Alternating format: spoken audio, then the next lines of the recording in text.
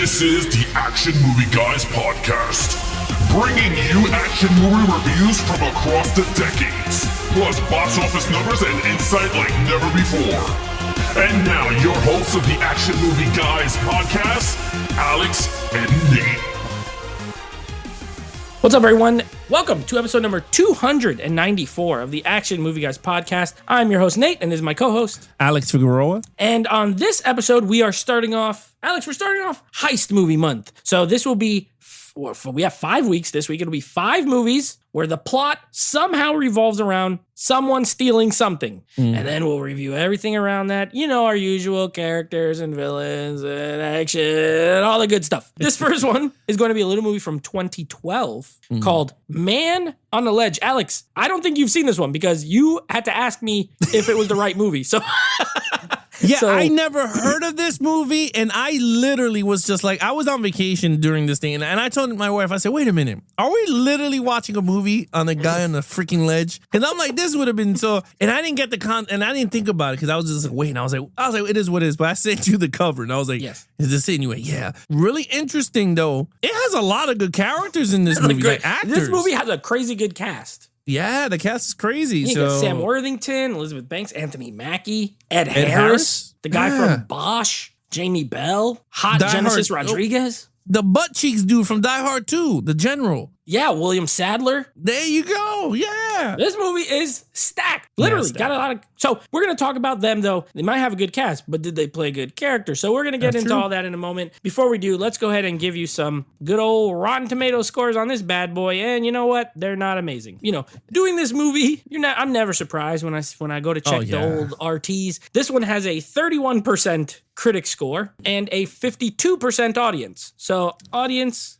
a little more favorable, little more than half liked it. Yeah, you know, when it, you know, it's funny. We always do this to ourselves. Well, first of all, every time I don't watch these movies, there's a trend going on here, which I'll talk about it when we start doing the reviews. But I noticed that when you pull a movie out of the hat that you've seen, the critics are really bad at it, and then the audience is skyrocket. And I'm like, wait a minute, it's just a weird trend. There's always a big honestly, gap. I don't understand. I'm gonna be honest though. In the case of this film, I really don't understand what the hell the beef with the critics on is. I'm just going to say. Fair enough. Well, let's talk about it. So we're going to start off, of course, with lead character. This is going to be Sam Worthington. He's a guy named Nick Cassidy, former cop and also Man on a Ledge. What did you think? I liked him.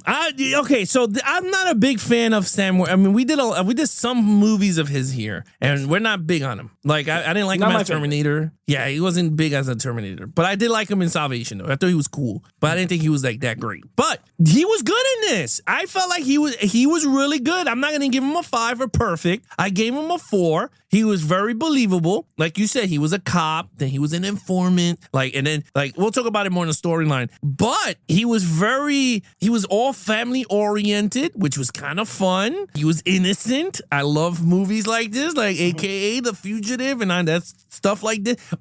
Oh man, this movie off the bat, I was like halfway through the movie and I said, oh my God, my Action Movie Guys encyclopedia in my brain started going off and went, wait a minute, this is The Negotiator with my man Samuel L. Jackson and Kevin Spacey. Okay, that is another classic that I hope we could cover here in this movie. But this film is a mirror of that film. And I said, now I know what I'm getting myself into. This is actually pretty decent. I like the way this character is. He was very fun. I was engaged throughout the whole movie. He did it very well. And I thought it was fun. And I love the twists at the end with him, which we'll talk about in the storyline. I gave him a 4 for great. I thought he was great. I don't have any arguments for you. The only thing with Sam Worthington for me, I don't think he got the look of a leading man, but he doesn't always have the presence of a leading man. And the other thing is he's Australian. And in this movie, it happened a lot. He struggles with the American accent. Anytime he starts yelling, you start hearing the Australian kind of slip out a little bit. But besides that, that's the performance. We're scoring the character. I'm with you. I gave him a 4. I think they did a good job of setting him up. Literally at the beginning of the movie, you think he's a bad guy, period. It starts off with him fighting in jail. You know, they show him getting in prison fights. You think, oh my God, this guy did something. And even and then he goes to his father's funeral. And he gets in a fight with his brother, and then he pulls a gun on a cop and I'm like, gosh, this guy's he's not a good fellow. But then as the movie unravels, you start seeing some stuff. And you're like, wait a second, maybe he is innocent. Maybe he's not. It's a thriller. This is a thriller as far as the storyline and the characters. And then there's like action bits sprinkled in. So it's, I would say, more like thriller action than action thriller. Yeah, it has the hallmarks of a thriller, and there's a lot of twists, like you mentioned. Things are revealed about him as the movie goes on. Things are revealed about other characters, and I like them. I like how he's up on the ledge. I like the little dynamic with him and Elizabeth Banks. Like he's like, I trust you. I know you're a good cop. I know I don't trust these other people. Oh, Edward Burns is in this movie too. I forgot. He's the other cop in the room. Oh, yes. And so I like that. And then I like that the whole time he's up there, he's talking with his brother in the earpiece, and he's like doing all stuff. I like when he pretends like he's gonna jump. I'm gonna jump, and everybody's like, yeah, jump.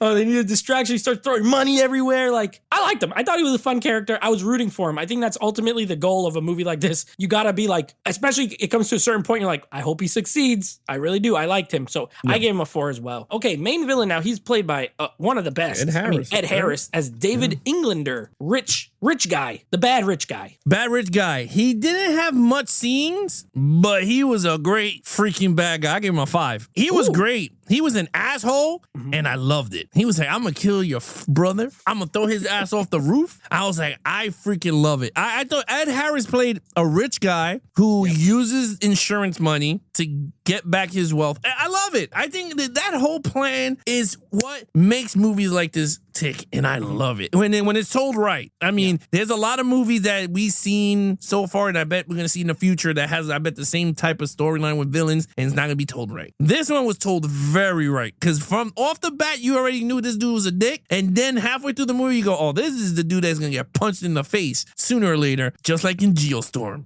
When you knew he was the one who betrayed the president. That's right. Punched in the face. That's right. He's always a good bad guy, Ed Harris. He is. And he was in The Rock also. And History of Violence. He was a bad guy in that. He's a great And bad then guy. he was the voice of the planes in Planes. There you go.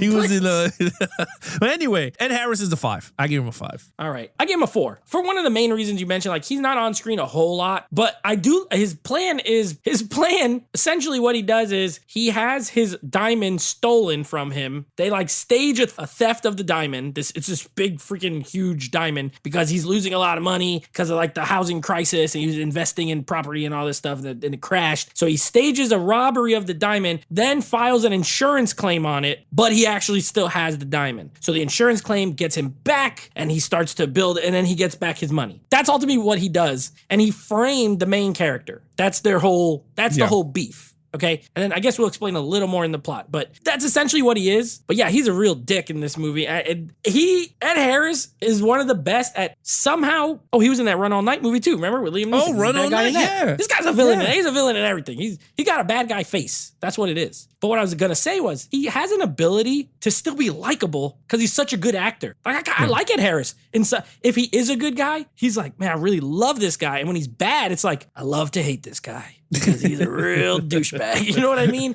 So because he's more of like a douchebag villain than like like he doesn't kill anyone, not himself, but he doesn't like shoot people. He doesn't fight or nothing. I gave him a 4 though. His plan is pretty messed up for what it did to this other character. So, but I love him in the role though. He's always good. He's super reliable. Okay, action. Okay, so it's not. Oh, it's weird because this movie it's like a double-edged sword because it has action, but not much action. Yeah. But then it has all the thievery of them trying to get the stuff. So like to me, that's action of them breaking into try to break into especially in a vault. Heist movie. Yeah, right. It is. So like to me, I gave it a 4. I thought it was great. I like the way they would try. I think to a little bit, I will say is that it took a little bit too long for them to go into this vault. That's the only thing I would say. But other than that, I thought everything was executed really well in that. And then in terms of the action scenes, I love when they do the whole towards the end when they start chasing Anthony Mackie and I had gun firing. I love when the chaos erupts, like in a movie like this that we'll talk about in storyline when plot starts to unveil and who's the bad guy, who's working with who.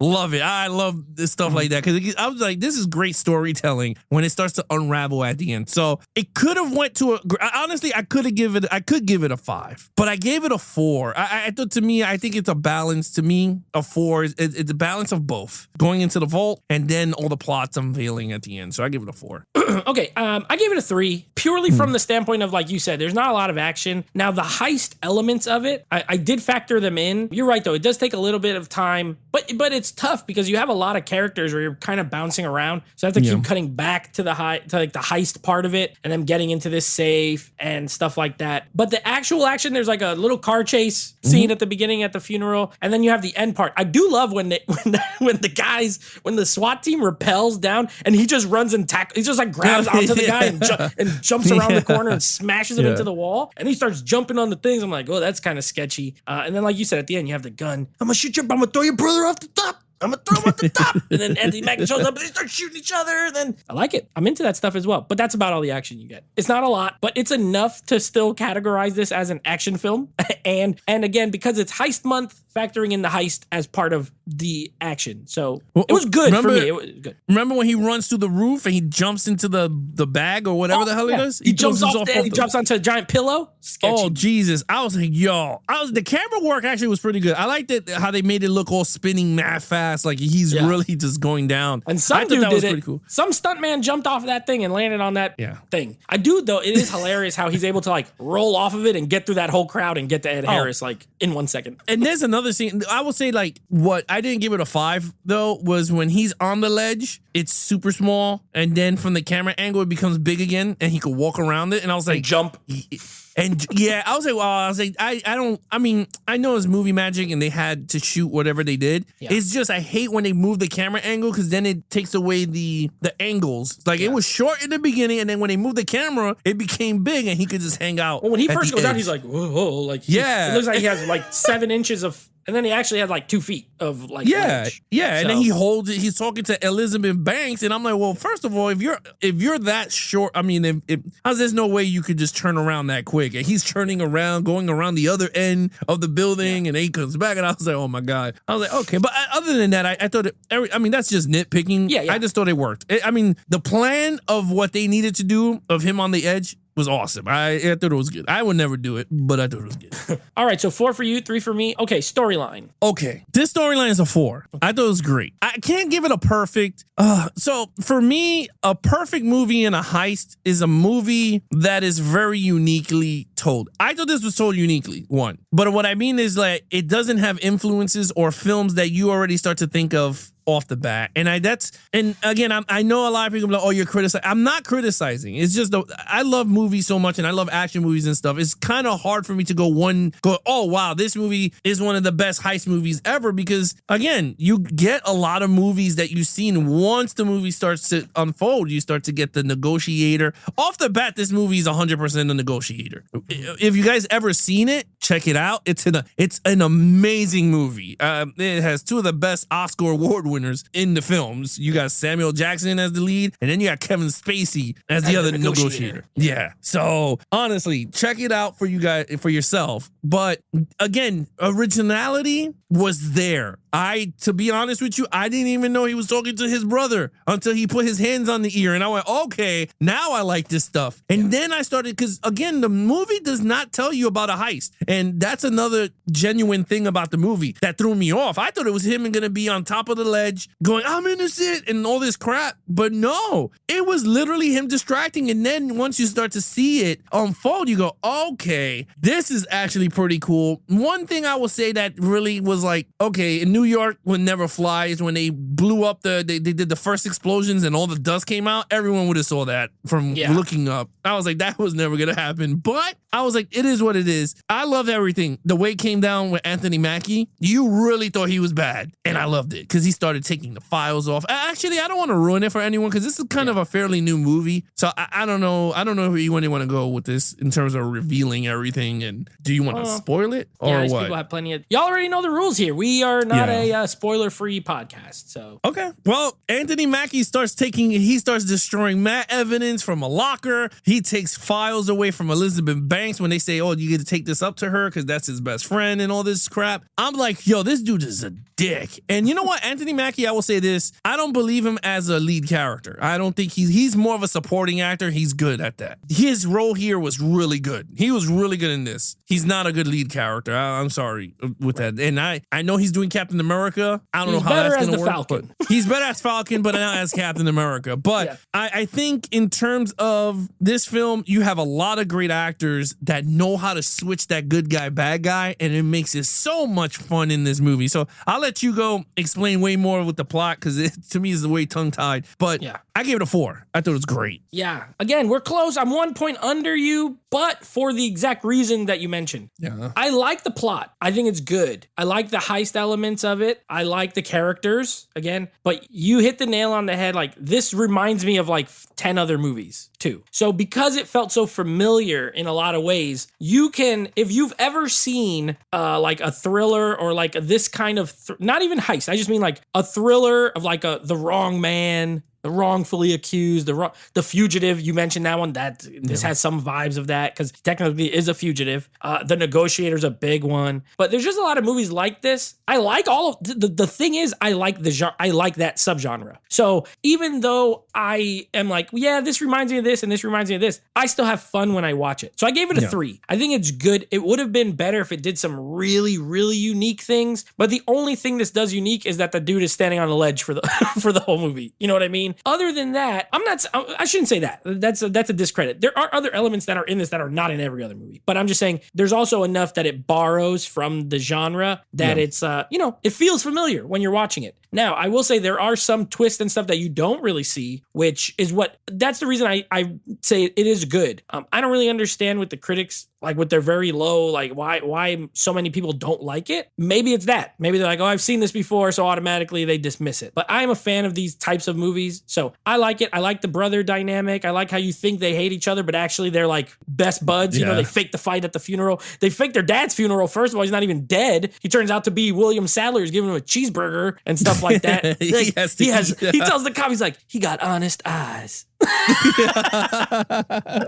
like that whole thing takes a different meaning once you know it's his son. It's like, oh, no wonder he's talking good about him. And he's like, believe him. Just believe him. I think he's innocent. And once Jamie Bell comes back to the hotel and gives him the diamond, I'm like, oh, that's the dad. I forgot. I saw this movie in the theater and I didn't really remember much. So I was like, oh, shoot, that's his pops. I know it. He's in on it. And that's his pops, and they got him. But yeah, I like the stuff. The only thing I would say that's a little undercooked is Elizabeth Banks' character. I like her, but like I wish they went a little more into her whole like why she's so like kind of like shunned from everybody. Like they mention it, but I think she could have used a little more development because then it would have made their whole thing, especially at the end when they go to get beers. And that's the other thing. Like you're telling me this guy did all this stuff, and even though he didn't steal that diamond, like he didn't commit any other crimes during this, and they're just gonna let him walk for like he just leaves the jail and goes to the bar. Like he also did pull a gun on a cop. He did steal a car. He did, so it's those conveniences where it's like, I would have been happier if he was like in jail for like 30 days. Like, hey, but you're going to get out. You're innocent of that crime, but you also took some people hostage and attempted to jump off a thing while your brother stole stuff. So everyone gets off too scot-free a little bit for me. But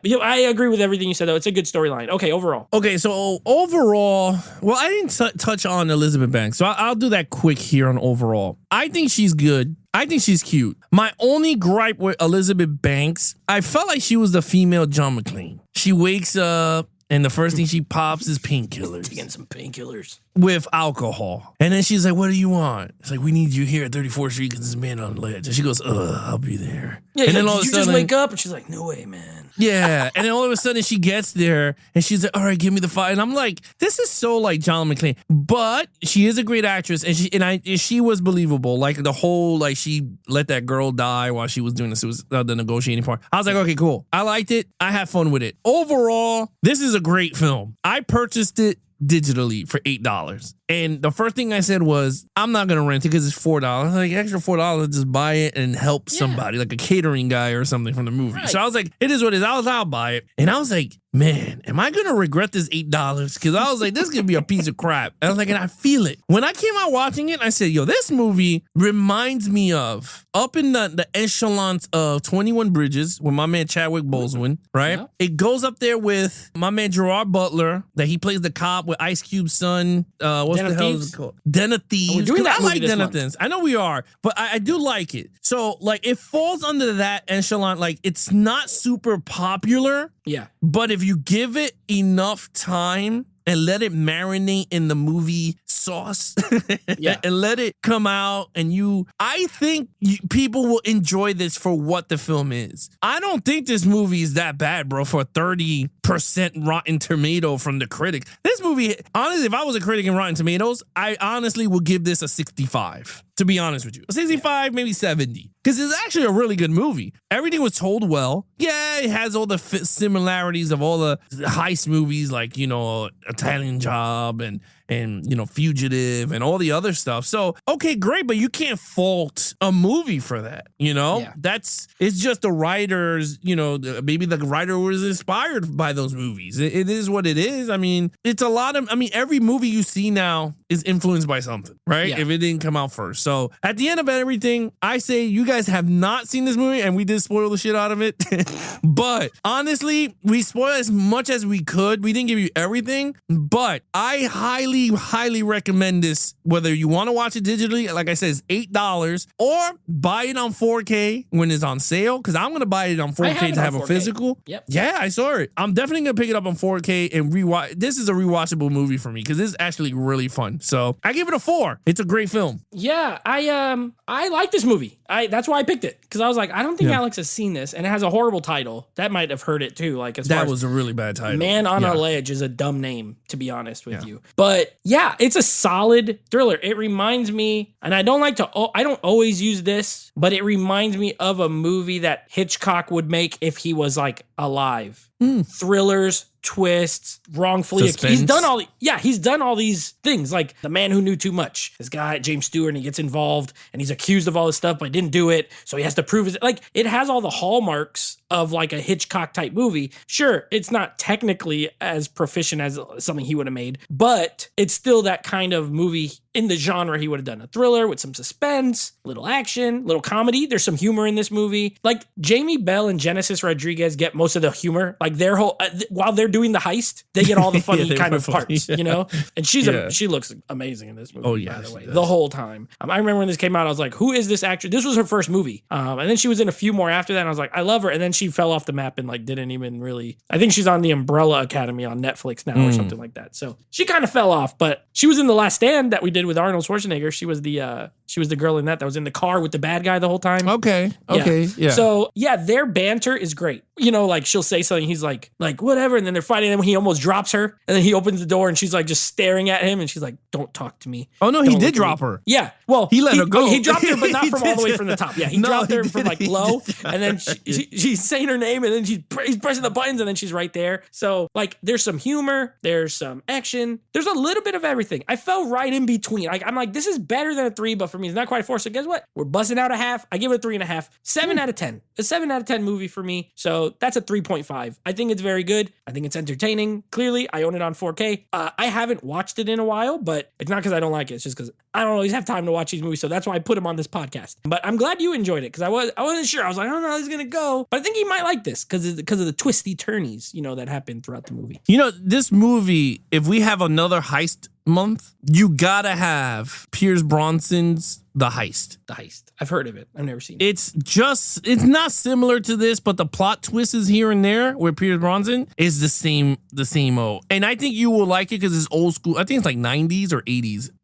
heist movie. And it's, I think, raceway, like all the horse betting and all that stuff. So again, it can fall either way because of the time period. But again, I could recommend that one. That one's actually a pretty good one, The Heist. Yeah, and you mentioned a movie that we do have coming up, I think in the beginning of next year, 21 Bridges, because we're having I won't tell you what the theme is. I gotta wait till we get to it. But we're going to be doing that movie. So I do like to get some big movies. You want to do some underrated ones. You want to do some older ones. You want to do some new ones. We got a good mix here. And Man on the Ledge is a movie no one talks about. Whether it's because they hate it or because they don't know about it, it is not a very discussed movie that everyone's like, have you ever seen Man on a Ledge? I mean, it's not. It's also also not like that amazing, but it's good enough where I thought more people would have seen it, but I still know a lot of people who've never even heard of it. So anyway, that is the movie. What is your total points? 21. 21? Yep. All right, I'm at a 17.5. So I thought it was really good. You thought it was really good. Well, we'll file this under underrated. We should have files. Well, I got watchable crap. We have classic. We have really good. We have garbage, and we have underrated. I would put this in the underrated category. I agree with you. This is very underrated, and I honestly, this is a movie that if I see it on TV, I'll watch it because now I know what it is. I'm like, oh, okay, I already know the outcome, and it's a very enjoyable movie. It's like I said, Negotiator. It's one of those the same type of films. I like it. It's just good, a very solid thriller. Very good solid thriller, and a lot of big actors. You go, wait, he's in this too? When you start watching, you go, wait a minute, where did this guy come from? He's a good cast always helps. It makes a pretty good movie a good movie, and it makes sometimes a good movie a great movie. So besides that, it's a cast that the actors are not typecasted, like playing the same type of roles. Like when you watch The Negotiator, like 90% of that cast, you go, oh my God, they did like another 5 other films of the same type of cop. Like he plays a cop all the time. He plays a SWAT guy all the time. Only Ed Harris being bad is the only one that's like that's the only one, but like all the other characters, I don't see much in that same type of roles over and over. Yeah. So absolutely. All right. So next week we got a couple more movies for you. Again, just me now. No guest for next week. We don't got a guest for a couple weeks here, so it will be just us, and we will be covering the first Michael Bay Ninja Turtles movie, of course, titled Teenage Mutant Ninja Turtles from 2014, and then we're doing our first Star Wars movie. We're going to be doing Rogue One. So doing a little stealing the plans to the Death Star. I haven't seen this movie since the theater, so me either. I am looking forward to rewatching it and seeing if it's as what I remember or not. So that's what we got coming up next week. Yeah, I have not seen this movie. Oh my God. All I remember is come out is the last time I watched it. All right, guys, you guys want to follow us in our social media accounts? Please follow Nate over on Instagram at Netflix Reviews, and check out his podcast with him and his friends called Netflix Movie Reviews, and check out his podcast that he does on Instagram with him and his fellow friends every 2 weeks when we're not live. He's on Instagram live with his friends. And then you can check us out, Action Movie Guys, on Instagram at Geeks and Flicks, or our official website at geeksandflicks.com. Other than that, he is your host, Nate from Netflix Reviews. I'm his co-host, Alex Figueroa. Be awesome to each other and geek out.